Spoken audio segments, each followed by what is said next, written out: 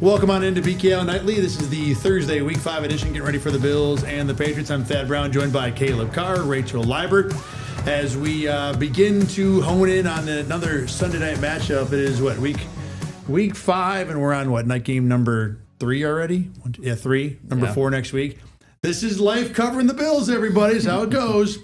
All right, first, let's get your update on the injury report from today. Not a whole lot changed, although there were some changes today right at the top there. If your name is Dorian, you did not practice today. Dorian Strong, Dorian Williams, both out. Dorian Strong's a new addition.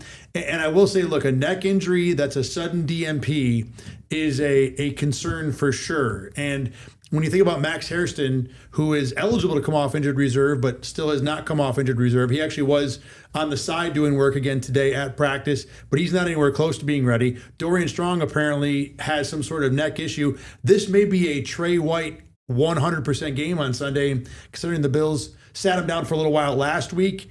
That is a little bit of a concern. Williams' knee injury actually times out pretty good if you are into, obviously we don't want the guy to be hurt, but he is having an issue the moment Matt Milano apparently is on his way, ready to come back. Milano, Spencer Brown, Ed Oliver, same as yesterday. They were limited. Jackson Hawes as well. I don't think there's much concern for those 4 guys. One more note there, TJ Sanders was a limited practice. He was a surprise addition today. And by surprise, we mean we didn't know there was an injury until it happened today. So, the injury report is getting a little longer. I don't think any major worries on there. We're not going to spend any more time talking about that too much. The one other thing I do want to mention from the Patriots side, Milton Williams did not practice on Thursday, but there was a tweet from Ian Rappaport that seemed to indicate he thought at least it would not be a serious injury. The good news for the Bills today, that would be Mr. James Cook, who was named Offensive Player of the Month. No surprise there, guys, right? I mean, he's only had 5 touchdowns, 400 yards, number 2 in the NFL in rushing, number 1 in rushing touchdowns. Sounds about right to be the player of the month. And yesterday, Josh Allen was got a question about James Cook in terms of what it's like for Cook now that he's kind of gone through all of the contract rigmarole. And I thought the answer that Josh had was kind of fascinating.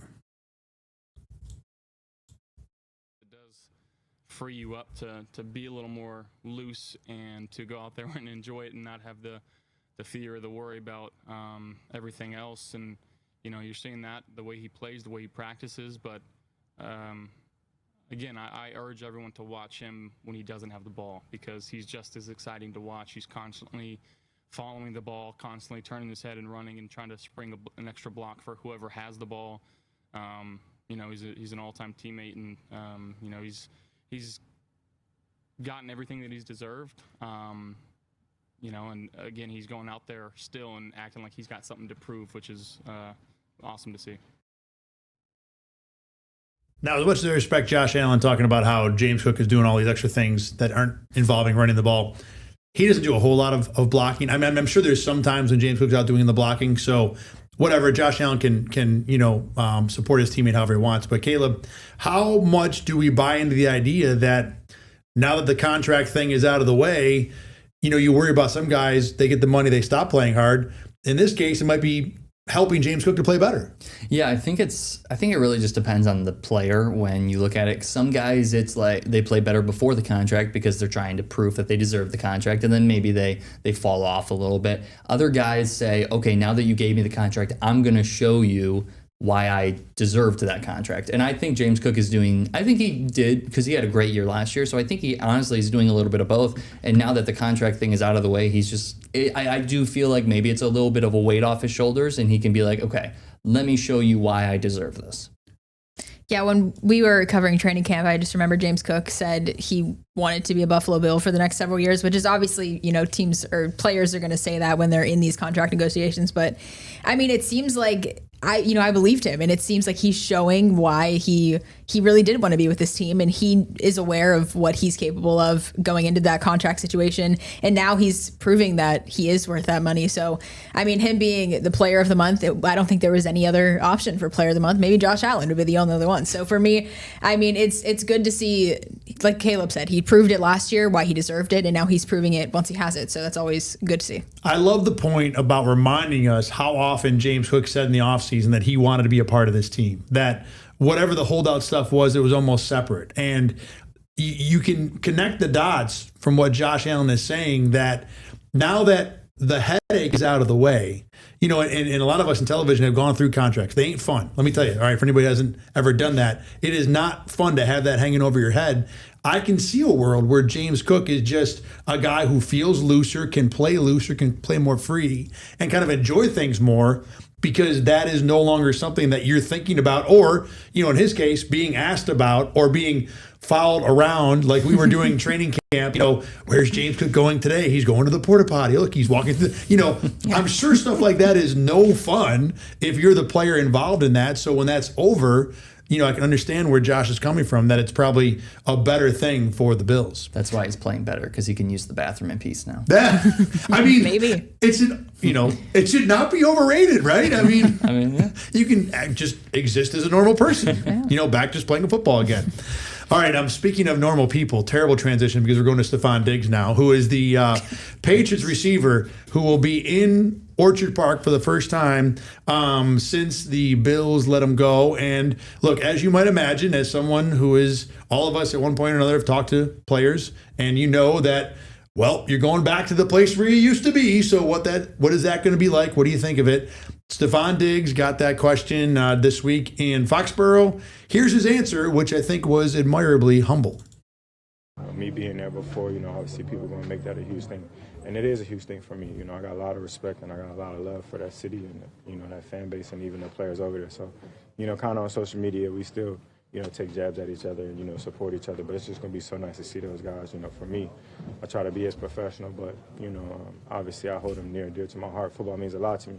And the guys that I spend with a lot of time with over there, I'm going to give them a big hug. So Stephon checked all the boxes, talked about how much he loved Buffalo, how much he loved the Bills, give them a hug. And look, I do think there's an amount of that, especially when he's talking about the players, where he legitimately will be happy to be back. And even talking to some of the Bills, yesterday on Wednesday, there were a couple of guys who talked about how good a teammate he was, how much they like him. As a player, though, Stephon Diggs is coming off his first 100-yard game in nearly 2 years. He is pretty much the only offensive weapon of note. I guess Hunter Henry's in that category too. We can talk about that maybe later. But Caleb, I'll start with you. What is the worry factor with Stephon Diggs, the player, coming back to Buffalo? And if you want to throw in some thoughts about what do you think it'll be like, feel free. As the player, I'm not overly concerned. He's a good receiver. Don't get me wrong. He still has an ability to play. Like you said, he just hit his first 100-yard game. So obviously he still has the ability to play, especially with Drake May at quarterback. Drake May's been doing fairly well this year with him. But in the grand scheme of the entire NFL, he's not, in my opinion, anywhere towards the top anymore. I think he probably had his best final years in Buffalo. And that's not saying it's Buffalo because of that. Just I think he's kind of fallen off a little bit. So I'm not overly concerned, especially if he's one of the only targets. I think Christian Benford should be able to handle himself. Trey White out there maybe.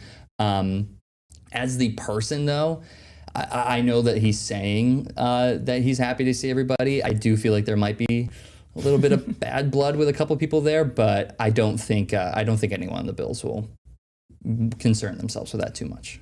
Yeah, I think his statements might be him trying to get on Bills fans' good sides after that side eye to Josh Allen last year that everyone freaked out about. But I mean, player-wise, same thing. I don't think he is a huge threat in the grand scheme of who the Bills are going to face this year. I mean, last year I think he had 85 yards against the Bills when he was at Houston, and the Bills lost that game. But I mean, same thing. I don't see him being a huge threat. I think he is capable. Like he had this 100-yard game last week, and the last time he did that, he was in a Bills jersey. So I mean, it's been a while, but I don't know if he'll put up those same numbers this week against the Bills defense. So not really concerned of him as a player, but I do think it'll be interesting to see the post game interactions, how they unfold this time. Oh, the post game stuff will be high on my interest list. That's for sure.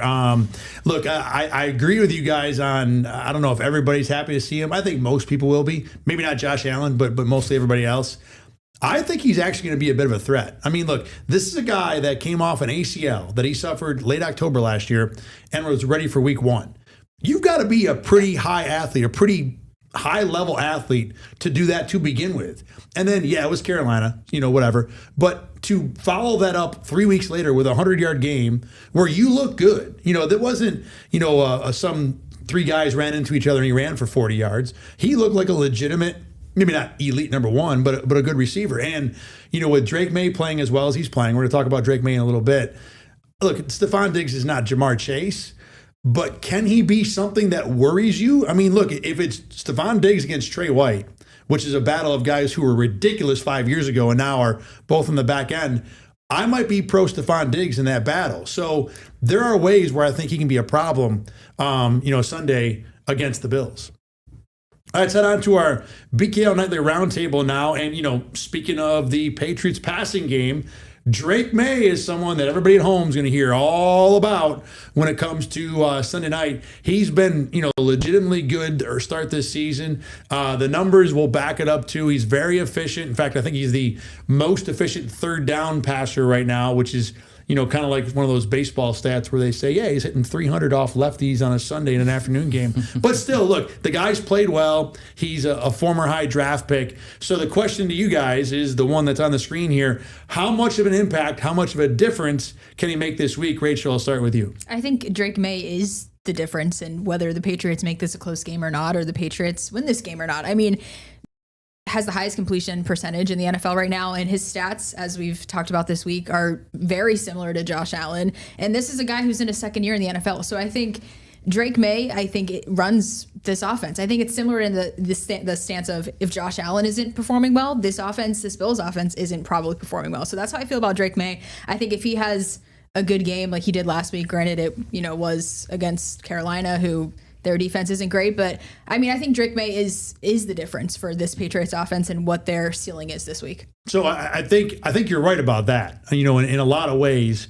One thing I say is that the Bills have a run game they can turn to that Drake May does not. Even if I like Ramondre Stevenson and Travion Henderson to a decent degree, I think the thing I want to wonder about a little more is, can he be? Sure. Will he be? I think is probably the better way I should have phrased that question. So Caleb, in terms of a guy who is still early in his career, can he walk into Orchard Park on a Sunday night in front of the whiteout, whatever that's going to be, and get a win against the Buffalo Bills? I think he can, but I'm very, very low chance. I like who he is, and we talked about this a little bit. This question isn't like what's he going to be when they play him later in the year, or what's he going to be next year. It's what's he going to be this Sunday. I don't think he's enough this Sunday yet. Like we said, he's put up some great stats so far. He's looked good. Those stats have been against some not great defenses, Carolina being one of them. The other 3 teams that they played haven't had these amazing defenses either. And then you look at who his receivers are. You've got Diggs there, and that's pretty much it. We talked a little bit about Hunter Henry, but he doesn't have a ton of weapons, and he doesn't have a run game to lean on. I think the biggest area when I look at his game of concern is what he can do with his legs. He is athletic, and I mean, the Bills just made Spencer Rattler look like a running. Like we talked a little bit earlier this week about how he is mobile. He does have a bit to him, but Rattler isn't like this crazy rushing quarterback, and they kind of made him look like one. So my only concern would be, even if the Bills can cover Diggs well, May can beat you with his legs, and he will if you let him. Yeah, I think Rattler's a little better of a scrambler. I think he's a little more dangerous of a scrambling quarterback because of the ability to make a move and wiggle, whereas I think Drake May's a little more of a gazelle. Once he gets going, he'll be able to cover some ground fast. Either way, they're both, good, problematic rushing quarterbacks, and that's a big part of what can make May effective. I agree with you, though. I don't see him as a guy that will come into Orchard Park and get that done. The thing about May is with all the numbers he's had so far, he hasn't really done it in anything close to a big spot. I mean, his 3 wins are Chicago last year when the Bears were 5-12, Carolina last week, and if they go 5-12, it might be a great season for them. And then the Dolphins in a game where the last touchdown for the Patriots was a kick return, and he had opportunities to put the game away and did not. Now, he made good throws in that game, and he's made good plays. So, as Rachel said, the Ken, I think, is certainly a yes. But I don't see him as a guy that I'm looking at, wow. If I walk out of that game Sunday and Drake May even keeps it really close, not like 10-point close like Miami or New Orleans did. If it's like, you need Matt Prater to rescue you at the end of the game, I'll be very impressed. Not that he can't do it later on, but I just don't think this is the time for him to do it. Next question on the roundtable. Bills, it seems like, are going to get Matt Milano, Ed Oliver, along with Spencer Brown back this week. Let's put aside the potential Dorian issue with both guys maybe not being available. The 2 guys who are coming back, Milano and Ed Oliver, and Rachel, I'll start with you. How much of an impact, how much of a fix can they be for the different things this Bills defense has struggled with the last few weeks? Ed Oliver, to me, is a significant fix to this defense. I think just all around, we saw week 1 what he did for this defense up against the Ravens, and they've been without him since. And we've seen the struggles on the defensive front since then. And I just think Ed Oliver is a leader. They've talked really highly about him after that week 1 performance of just how much he affects the D-line and just the defense in general as a leader. And I think that might be the biggest thing that's missing right now is that Ed Oliver effect, regardless of his performance that we know he did in week 1. I think Ed Oliver over Matt Milano, I think, can have a bigger impact on how much they can help this defense. And Matt Milano too, just he's a guy with experience. I think he will help, but I think Ed Oliver is the main guy that could turn things around for them.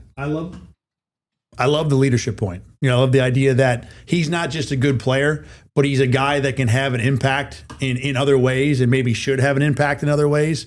And I think that's something that should not be lost, because Oliver, beginning of the year, was a guy who seemingly had developed more into a leader, really this offseason more than any other one. Caleb? Yeah, pretty much along the same lines of what Rachel said with the leadership. I think the 2 of them, both Milano and Ed Oliver returning, will have a big impact on just the pressure that it will take off the rest of the guys. So on the D-line, you got Bosa, Rousseau, even a guy like Deion Walker. I think they'll take some pressure off of them and help them perform a little bit. We talked about Joey Bosa, how he's kind of struggled a little bit since the week 2 game against the Jets. And I think the addition of Ed Oliver again could help him really start to improve. And then the same thing with Matt Milano. I think that'll take a little bit of pressure off Terrell Bernard. I know that Dorian Williams might not play, but even like a guy like Shaq Thompson, who's had to go out there and kind of step up, it might let him kind of grow into the role a little bit more. And I also think that Milano could have, I agree with Rachel that Ed Oliver's the bigger impact. I do think Milano could, we've talked a lot about tackling. I think Milano could maybe be an improvement at what we've seen at linebacker right now when it comes to tackling some of these more elusive running backs. He has been a better tackler over his career than most anybody in the league. I didn't think linebacker tackling was particularly an issue. It was more Taron Johnson and guys behind him. But regardless, I think you make a good point. Tackling was undoubtedly an issue against the Saints, and Matt Milano is something that should fix that. I don't think these 2 guys are the magic potion that'll solve things. They will certainly make things better. But, the issues this defense has, go deeper than 2 starters, even if one of them, and Ed Oliver, I think might be the best starter that you have on that side of the ball.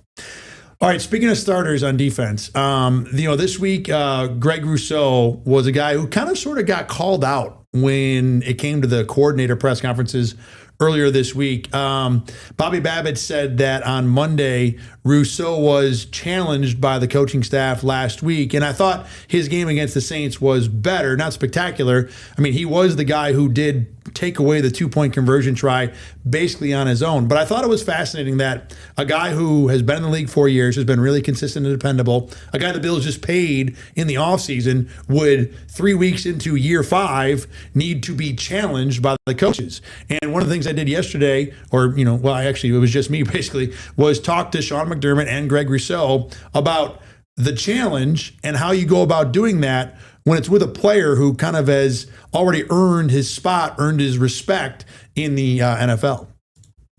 Whenever you have something in front of you, like a challenge or whatever, you got two ways to respond. You can either take it negatively or like go into a shell or like be like, all right, bet, like, and take it on the chin and just kind of keep going. So I kind of just embraced it. You know what I'm saying? I want it more for myself too. You know, everybody wants the stats. It's like it's fun to be the guy getting the forced fumbles and all that. But I mean, I'm gonna just keep my head down, keep working.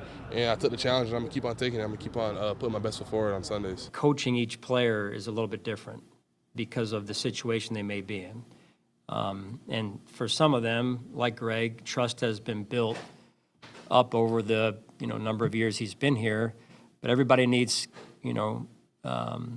reminders once in a while. I'm one of the guys that are counting on. You know what I'm saying? I'm like highly paid and all that stuff. So obviously, we look at it like, all right, we need this type of play out of this person, like this high level of play. It's like when you're a younger guy, you don't really expect a young guy to just come in here and just be all world. But like when you got a guy who's already done it for a couple of years, you want to see it. It's still always up here. We coach them.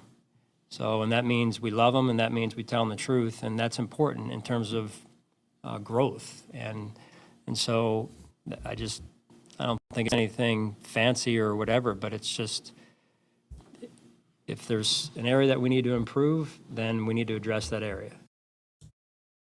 Can't argue with Sean McDermott at the end there, obviously, no matter where you are in the NFL. I've seen Joey Bosa getting coached hard, on during practices. The part about all that sticks out to me most is how much Greg Rousseau understands that he's a guy that's being counted on, that he's been paid. He said later, too, he's like, look, I have high expectations, too, implying that they have not been met yet.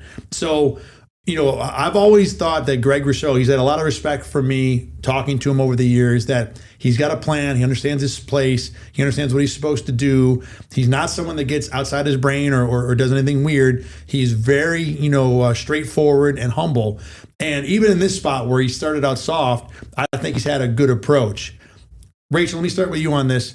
Where are we with the concern with Greg Rousseau and maybe how much more the Bills might need out of him? Because they did pay a boatload of money to Joey Bosa to kind of do the same job Greg Rousseau was doing already. Yeah, Greg Rousseau said, I'm highly paid, so I know what they expect from me. And I mean, we do expect a lot from him, but I'm not concerned at the lack of production, if we can even call it that. I mean, statistically, it's not showing up, but I think that's just the position in general, maybe, of the lack of the pressures we see and what Greg Rousseau at least did last year. That stood out a lot to me.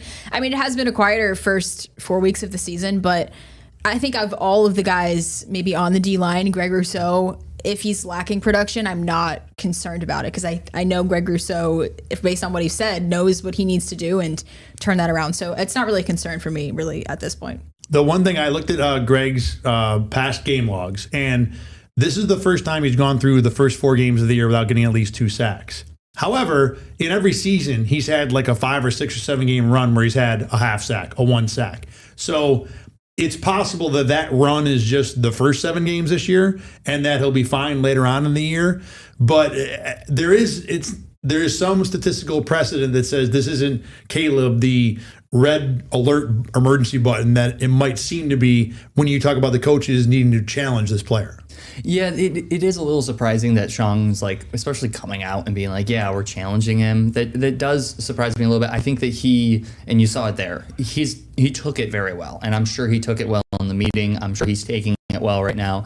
I even said it, he feels the same way. He has those high expectations. So it doesn't surprise me that he's, willing to listen and willing to work. But I do agree with Rachel that it's only been 4 games. And even like you said, the addition of Joey Bosa could be affecting that a little bit. I wouldn't think that it would negatively impact him as much as it seems to have. But you add another guy and it could just be that extra factor of there's another guy in the line who I'm now competing with a little bit maybe. But I'm not. It's only been 4 games. I think once he gets a little bit more comfortable, once Ed Oliver comes back also, I think he'll start to get a little more comfortable, and we'll see the guy that we usually expect to see. Ed Oliver will help everybody. There's no doubt about that, or at least he should. The other thing that I thought of, and I wanted to at least bring up, is that we talked about James Cook getting his money and playing better.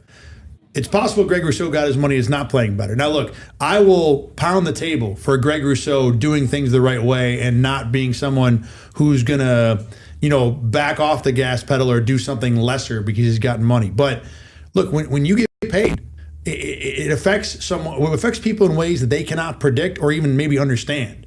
So is he not even subconsciously going about things the same way? Maybe. Or maybe it's just a weird 4 games. But I've always, like I said, I think Greg Rousseau has a plan. I think he understands who he is, what he's supposed to do. Every single year he's been in this league, he's gotten better. And I would be surprised if we get to the end of this season and say, wow, that Greg Rousseau contract, that thing was a total mistake. I think he will, at one point or another this year, figure it out. All right, time for our predictions for this week. Bills and Patriots. This isn't, as opposed to the last 2 weeks where I used all of my Survivor money on the Bills. This be doing that. I'll just be doing a little bit of the Survivor money, not all the Survivor money. So everybody at home, don't expect any Patriots picks, but it wouldn't stun me if one of the 2 people across went New England. Rachel, you go first. Who do you got this week, Bills and Patriots? I'm not going New England. I'm going to take the Bills. Oh, coward. What? Did someone take New England? No, I want you to because I need to catch back up. No. I went the Bills. I put it at 34-21. I think the Bills are going to continue to... Caleb has a funny look on his face right now. We'll see. I've seen the numbers, and you're going to find out why in a minute, but go ahead. Just because the Bills have put up 30-plus points each game. I don't think they'll have a problem doing that. And the Patriots are 2-2. Their losses, they've put 14 points or less on the board. And I think they're capable of, like I said, I put them at 21. I think they'll be fine getting the ball down the field. But I don't know. I think Bills are favored 7.5, 8.5 points. I think it'll be a little bit of a larger margin than that. So yeah, Bills 34-21. All right. Caleb? Same thing? I have 34-20. I went 1 point under.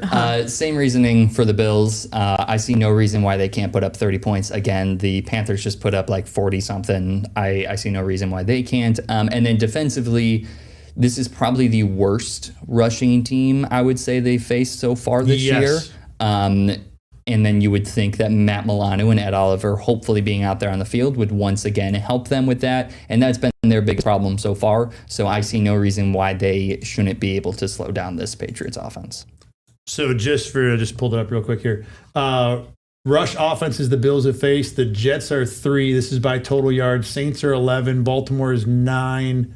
Miami is... I think they're a little lower. 27. Patriots are 25. So by 13 yards, the Patriots are not the worst rush offense. But yeah, this is still definitely a low rush offense. So I know you guys felt kind of weird about having practically the same pick. I feel equally as weird. 31-20 for me. I just want to tell everybody at home that this was the first time we actually put the picks together without telling each other the score initially. And I think if we had done it, one of us would have adjusted the score. But now it's authentic. Now it's a real, authentic score. 2 things for me. Number one, mistakes are a big thing. Patriots in their 2 losses, 6 turnovers. In their 2 wins, 0 turnovers. They're also a 7th most penalties in the NFL. So, a younger team developing, not quite the whole Mike Vrabel shine to where they're super disciplined. I think the Bills can take advantage there. And I want to point out, last week against the Saints, the Bills did not win the turnover battle or the penalty battle by a lot. You can't play with that fire every week, Scarecrow. So at some point, the Bills are going to have to figure it out of being cleaner than the other team. This is a team where they should be able to take advantage. I also think, too, that the whole whiteout thing, Sunday night, wearing the cold front uniforms, this team not being a total doormat, at least on paper, I think all of that will get the Bills' attention a little more than the last 2 teams had. So although I think the score might look the same as the last couple games because the Patriots are better, I think at the end of the day, the Bills are going to look like a better team.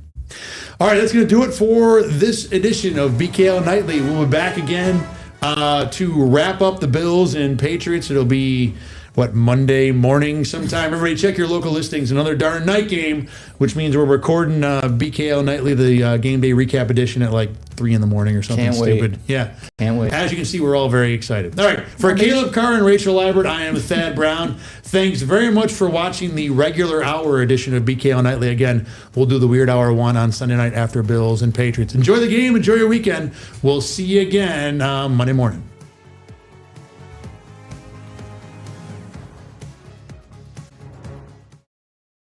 Get the Rochester First streaming app today for everything you love from News 8 On Demand, plus exclusive shows you won't see anywhere else. Search ROC and download for free on Roku, Amazon Fire, and Apple TV.